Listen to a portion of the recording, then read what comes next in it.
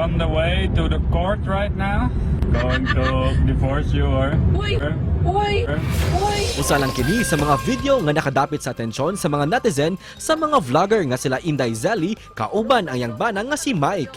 Sa mga video, ilang gipakita ang ilang matag-adlaw nga kinabuhi ngadto sa nasod sa Netherlands, kauban ang ilang duha ka mga tsikiting. Si Zelly kinsa usa ka proud Davawenya, malipayong musaysay sa ilang love story aron kakuhaan og inspirasyon sa ilang mga follower. Busa this morning mga kapuso, ato silang mas ilailahon og sayrantang ilang love story dinhi lang sa GMA Regional TV Live. Good vibes ang dalit ni ining content creator nga magtiayon. Busa, we have on the program karong buntaga ang magtiayon nga sila si Inday Zelly and Mike from the Netherlands. Mayong buntag, Inday Zelly and Mike, and welcome sa GMA Regional TV Live. Kindly greet all our viewers and your fans who are watching us right now. Maayong buntag sa tanan. Good morning. Yay, artista lang eh. Daghang salamat to Sab for accepting our interview. Thank you so much for doing this interview for TV. So would you like to introduce yourselves to our viewers? Let me take this. Pila-pila mong iring. Ako di ay si Inday Zelly and gikan ko sa Davao. And I'm Mike from Netherlands. Siguro mga 10 years na ko diri ang nagpuyo and we now have 2 children.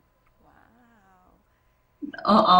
You have a very beautiful family and we see it on social media. When did you start making vlogs and why do you want to share this on social media as well? We're on the way to the court right now.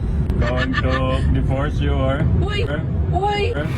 Gusto lang nako nga ipakita sa mga tao ang kinabuhi as a Filipina, Dutch nga nagpuyo of course diri as a Netherlands kay of course di ba?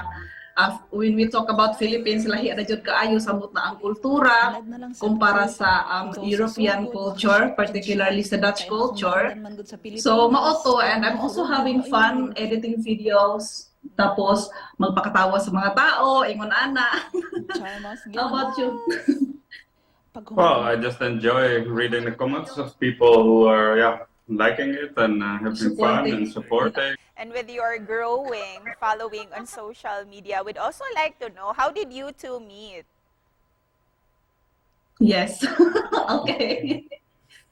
How did we meet? Well, online at first. It was like an online dating website. We started talking.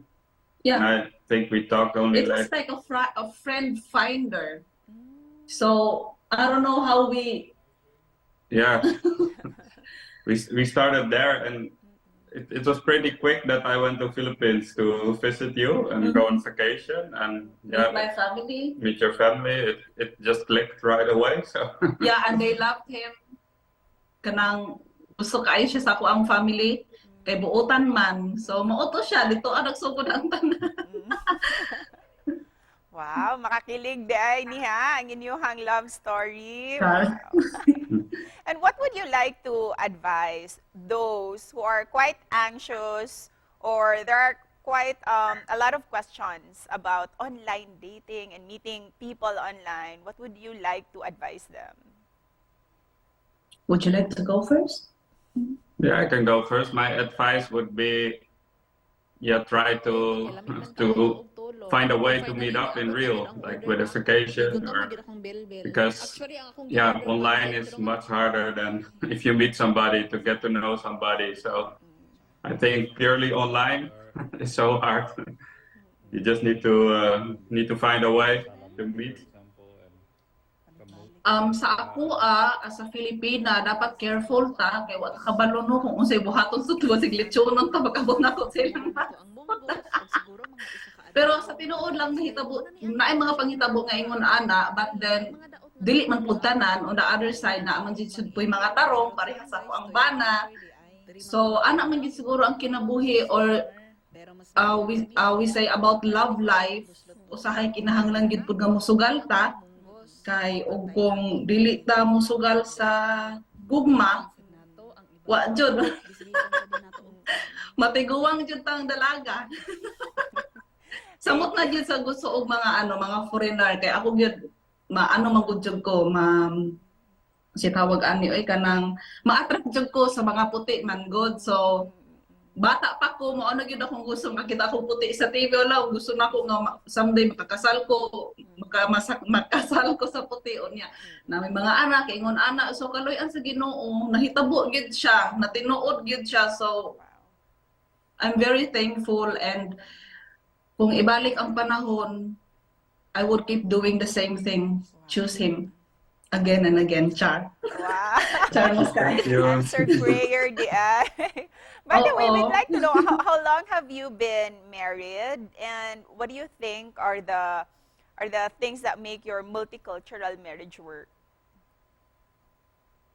You wanna go first? Yeah, we've been married for 5 years, but together 10 right now. No, wrong. Yeah. Kiri yung mga lalaki, no? Yeah. 8 years. 8 years. Yeah, almost 8 years we've been married. Is it 8 or time goes 7, 8 years, yeah. Okay, I'm sorry. No problem. So what makes it work, I think, is talk about things, and from both sides, you have to understand each other and the difference in culture. I've seen a lot of couples where Westerners or foreigners are like sometimes feeling superior also, and not trying to accept the Filipino culture. And I think the Filipino culture is also beautiful. So you have to try and accept both sides. There's good sides to each of the cultures, and try to adopt all the good things, and and try to avoid the bad things.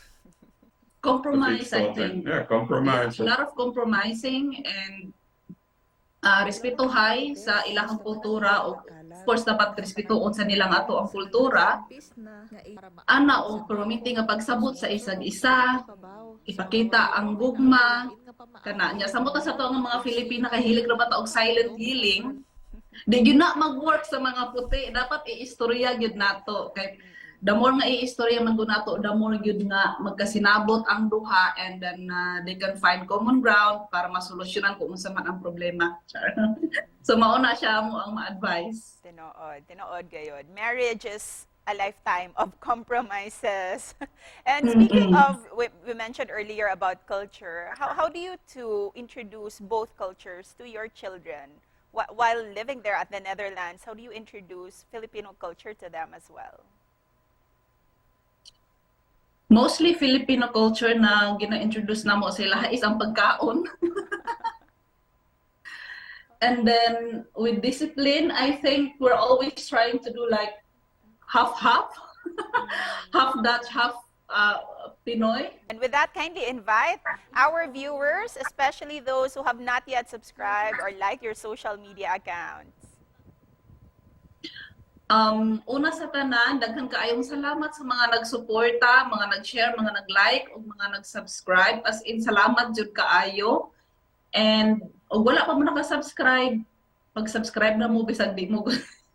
Bitaw, what would you like to say to them, to our supporters? Well, if you like watching us, please continue and support us, and maybe we can do a meet and greet someday.